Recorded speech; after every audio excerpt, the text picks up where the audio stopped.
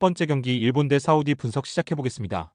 일본은 모리아스 감독이 이끄는 3-4-3 전형을 통해 최근 빠른 템포와 전방의 날카로운 침투 플레이로 경기 주도권을 가져가는 모습을 보여주고 있다. 특히 윙포워드 쿠보 타케우사와 미토마의 하프스페이스 침투는 일본 공격 전술의 핵심이다. 쿠보는 오른쪽 하프스페이스에서의 드리블 돌파와 컷인, 그리고 간결한 2대1 패스 연계에 능해 상대 수비 간격이 벌어진 상황에서 결정적인 공간을 파고드는 역할을 수행하고 있다. 미토마 역시 좌측에서 스피드를 살린 돌파로 페널티 박스 근처까지 공을 운반하며 일본은 이러한 양쪽 날개 침투 중심의 전술 구조로 상대 수비를 흔들어왔다. 중앙에서는 미나미노가 세컨 라인에서 침투 타이밍을 조율하며 공격에 힘을 실어주고 있고 중원과 수비 라인 간격 조절도 뛰어난 편이다. 반면 사우디는 르나르 감독의 4-4-2 전형을 유지하고 있으며 알브리칸과 알도사리 등 테크니컬한 공격 자원을 보유하고 있으나 양쪽 풀백과 센터백 사이 공간이 종종 벌어지며 실점 위기를 자초하는 약점을 보이고 있다. 무사부 알주와이르가 중원에서 수비 밸런스를 잡아주긴 하나 일본의 높은 라인과 빠른 볼 전환 앞에서는 수세에 몰릴 가능성이 높다. 특히 사우디가 좌우 수비 간격을 좁히지 못할 경우 쿠보와 미토마의 하프스페이스 침투에 결정적인 타격을 받을 수 있다. 일본은 하프스페이스 침투 전술을 완성도 높게 구사하고 있으며 쿠보 타케우사의 경기 감각은 지금 그 어느 때보다 날카롭다. 사우디는 수비 간격이 벌어지는 상황에서 위기를 자주 노출하고 있어 일본의 공간 침투 플레이에 취약할 수밖에 없는 전술 구조다. 전체적인 조직력, 속도, 공격 루트 완성도에서 일본이 명확한 우위를 점하고 있으며 홈 경기와 같은 안정적인 환경까지 고려하면 경기 흐름을 주도할 가능성이 높다. 두 번째 경기 대한민국 대 요르단 분석 시작해보겠습니다. 대한민국은 홍명보 감독 체제 아래 4-2-3-1 포메이션을 바탕으로 손흥민, 황희찬, 이재성 등 다수의 유럽파를 앞세운 공격 전개를 시도하고 있는 상황이다. 그러나 직전 오만전에서 1대1 무승부라는 충격적인 결과를 받아들었고 그 과정에서 상대 전력에 대한 분석 부재와 전술적 허점이 여실히 드러났다. 특히 알리 알푸사이디의 왼발을 전혀 대비하지 못한 채 수비 조직이 무너졌고 실점 상황은 감독의 정보 수집 부족이라는 뼈아픈 지적을 받을 수밖에 없었다. 여기에 에이스 이강인이 부상 여파로 100% 컨디션이 아닌 상황이라 공격 전개 시 창의성이 떨어질 우려도 있다. 그리고 백승호하고 정승현까지 소집 해제된 최악의 상황이다. 반면 요르단은 셀라비 감독 체제에서 3-4-3 포메이션을 안정적으로 운영하고 있으며 FC 서울 소속 야잔 알 나이마트가 중심을 잡는 수비 라인이 매우 견고한 모습이다. 또한 무사 알마이너스타마리는 프랑스 리그에서의 경험을 바탕으로 날카로운 움직임과 중거리 슈팅 능력을 통해 최근 어매치에서도 꾸준히 공격 포인트를 기록하고 있다. 요르단은 전방 압박보다 중원 압축과 라인 간격 유지에 집중하면서 역습 루트에서 매우 효율적인 전개를 보여주고 있다. 객관적 전력에서는 한국이 앞서지만 현재 전술적인 짜임새와 조직력 그리고 상대 전력 분석에 기반한 준비도는 요르단이 더 안정적인 구조를 갖추고 있다. 홍명보 감독은 직전 경기에서 드러난 전술적 허점을 극복하지 못한 채 다시 한번 상대를 얕잡아보는 경기 운영을 펼칠 가능성이 크다. 요르단은 수비 조직력과 공격 전환의 완성도에서 높은 수준을 유지하고 있으며 무사 알마이너스타마리를 필두로 한 전방 압박은 한국의 불안정한 수비 라인에 위협이 될 수 있다. 이번 경기는 한국의 홈이라는 점을 감안하더라도 전술적 준비도와 경기력 흐름 측면에서 요르단의 우세 가능성이 충분히 존재하는 매치업이다. 세 번째 경기 중국 대 호주 분석 시작해보겠습니다.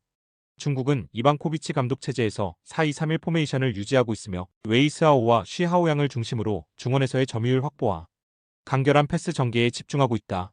하지만 직전 경기에서 핵심 윙포워드 린 양밍이 퇴장으로 징계를 받아 이번 경기 결장이 확정되면서 전방의 돌파 옵션이 사실상 반토막난 상황이다. 린 양밍은 단순한 윙어가 아닌 11 돌파와 박스 근처에서의 창의적인 플레이메이커 역할까지 수행했던 선수라 이번 결장은 전술 구조에 큰 타격을 줄 수밖에 없다. 반면 호주는 포포비치 감독의 3-4-3 전형 아래 빠른 전환과 강한 압박을 앞세운 공격 축구를 선보이고 있다. 직전 인도네시아전에서는 아담 타가트, 벨루필레이, 보일이 고른 득점을 기록하며 5대1 대승을 거뒀고 경기력 또한 매우 안정적이었다. 특히 윙백 라인의 오버래핑과 이선의 연계 전개는 현 시점 아시아에서도 손꼽히는 수준이다.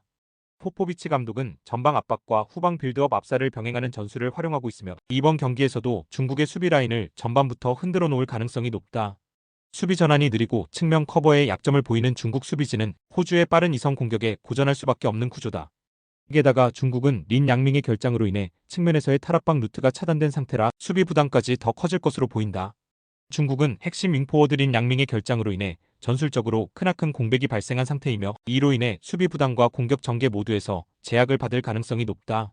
반면 호주는 직전 경기에서 5득점을 폭발시키며 공격진 전체의 컨디션이 올라온 상황이고 포포비치 감독 특유의 압박 중심 전술이 중국의 빌드업을 초반부터 무너뜨릴 수 있는 흐름이다. 전체적인 팀 분위기와 전력 구성, 감독의 전술적 완성도 모두에서 호주가 뚜렷한 우위를 점하고 있는 매치업이다. 네 번째 경기 필리핀 대 몰디브 분석 시작해보겠습니다. 필리핀은 알베르트 카펠라스 감독 체제에서 4-3-3 포메이션을 기반으로 날카로운 측면 돌파와 중거리 슈팅을 활용한 공격 패턴을 구축하고 있다. 가요소는 윙에서의 스피드와 공간 침투가 뛰어나며 모니스는 중앙에서 연계와 패스를 조율하는 역할을 수행한다. 마리오나는 페널티 박스 근처에서의 슈팅 감각이 좋고 세컨볼 처리 능력도 뛰어난 선수로 이들 조합은 빠르고 공격적인 흐름을 형성하고 있다. 반면 몰디브는 알리 수자인 감독이 4-2-3-1 전형을 기반으로 수비적인 안정감 확보를 시도하고 있지만 수비진의 개인 실수와 조직력 붕괴가 자주 발생하고 있다. 특히 중앙 수비수 아흐나프 라시드는 페널티 박스 내에서 무리한 손 동작과 태클로 인해 자주 파울을 범하고 있으며 실제로 페널티킥 허용 장면이 반복되고 있는 상황이다. 함자 모하메드와 하산 라이프 등 일부 자원은 빠른 역습에 강점을 보이고 있으나 전반적인 수비 라인의 불안과 미드필드 압박의 느슨함은 필리핀에게 측면과 중앙 모두에서 기회를 허용할 수 있는 약점으로 작용한다. 필리핀은 좌우 풀백의 오버래핑과 중원 장악을 통해 몰디브의 수비진을 지속적으로 압박할 수 있으며 수비 실수를 유도해 득점을 연결시킬 가능성이 높다. 필리핀은 빠른 공격 전개와 전방에서의 연계 플레이를 통해 몰디브 수비 라인의 허점을 효과적으로 공략할 수 있는 전술적 우위를 점하고 있다. 특히 아흐나프 라시드가 중심인 몰디브의 수비진은 PK 유도 가능성이 높고 전체적인 압박 대응력도 떨어지는 상황이기 때문에 안정적인 수비가 어려워 보인다. 이번 경기는 필리핀이 공격적으로 주도하며 몰디브의 수비 불안 요소를 집중 공략할 수 있는 흐름이다. 다섯 번째 경기 싱가포르 대 홍콩 분석 시작해보겠습니다.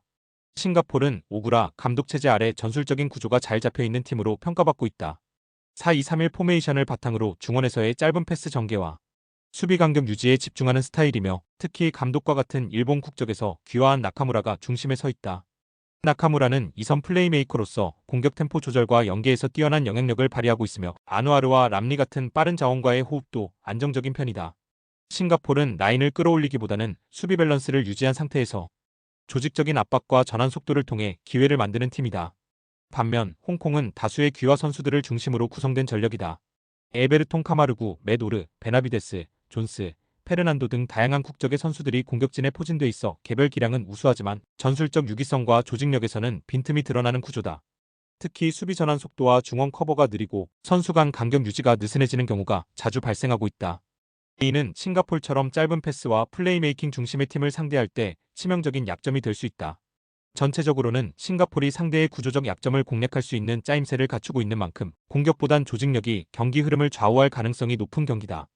홍콩은 개인 능력이 뛰어난 귀화 선수들이 많지만 유기적인 전술 구조가 부족하고 수비 전환에서 허점을 보이고 있다. 반면 싱가포르는 감독과 핵심 선수가 전술 이해도가 높고 나카무라를 중심으로 짜임새 있는 전개를 보여줄 수 있다. 전체적인 팀 밸런스와 조직력에서는 싱가포르이 더 우위를 점하고 있는 매치업이다. 여섯 번째 경기 인도 대 방글라데시 분석 시작해보겠습니다. 인도는 마놀로 마르케스 감독 체제 아래 4-2-3-1 전형을 유지하며 경기를 운영하고 있지만 공격 전술면에서는 플래너 이상의 옵션이 없는 모습이다. 페르난데스와 수레시 싱 날테를 중심으로 미드필드에서 점유율을 가져가려는 시도는 있지만 박스 근처에서의 창의적 돌파나 결정적인 패스 전개는 크게 부족하다. 방글라데시는 5-3-2 포메이션을 기반으로 수비적인 안정성을 추구하는 팀으로 하비에르 카브레라 감독 체제에서 라인을 내리고 역습을 노리는 구조를 유지하고 있다. 모하메드 라키 포세인과 모르살린이 공격의 축이지만 최전방까지의 볼 연결 과정이 매끄럽지 못해 득점으로 연결되는 경우는 드물다. 양팀 모두 공격적으로 단조로운 전개와 낮은 창의성을 보이고 있으며 특히 득점력이 현저히 낮은 최전방 자원의 기복이 크다. 전술적인 측면에서도 플랜 B에 해당하는 패턴이 부재하기 때문에 일방적으로 흐름이 기울거나 다득점 경기가 나올 가능성은 낮다. 결과적으로는 답답한 공방전, 중원 소모전, 결정력 부족이 겹쳐지면서 득점 없이 90분이 흐를 가능성까지 충분히 고려될 수 있는 흐름이다. 인도는 점유율을 바탕으로 한 전개를 시도하지만 박스 앞에서의 창의성이 떨어지고 방글라데시는 수비적 안정성을 추구하지만 역습 연결에서 한계를 보이고 있다. 양팀 모두 득점 루트가 명확하지 않으며 전술적인 측면에서도 창의적인 공격 전개가 실종된 상태다. 이 경기는 경기 내내 허심 공방이 반복되며 무승부 또는 저득점 흐름으로 귀결될 공산이 높다. 스포츠 당첨에 제일 중요한 건 조합입니다. 각 팀 분석을 잘한다고 하여도 조합을 못할 경우 큰 배당을 가져가지 못하는 거 다들 아실 겁니다. 그리고 유튜브에 조합을 올려드릴 수 있지만 좀 더 자세한 정보들과 배당 흐름 및 각종 이슈 등 경기 전까지 어떻게 될지 모르니 조합을 빠르게 유튜브에 올려드릴 수 없는 점 양해 부탁드립니다. 조합 신청은 아래 고정 댓글 링크로 조합 신청 말 걸어주세요. 금전 요구 및 멤버십 가입 조건 일체 없습니다. 좋은 건 서로 나눠 갑시다.